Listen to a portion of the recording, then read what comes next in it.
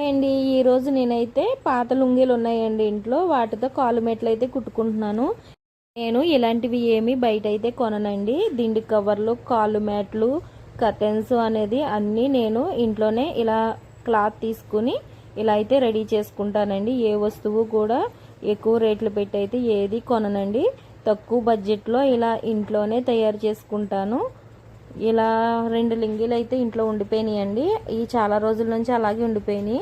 కాలు మేటలు కుడదాం కదా అని పక్కన పెట్టాను. ఇంకా ఈ రోజు అయితే కుదిరింది.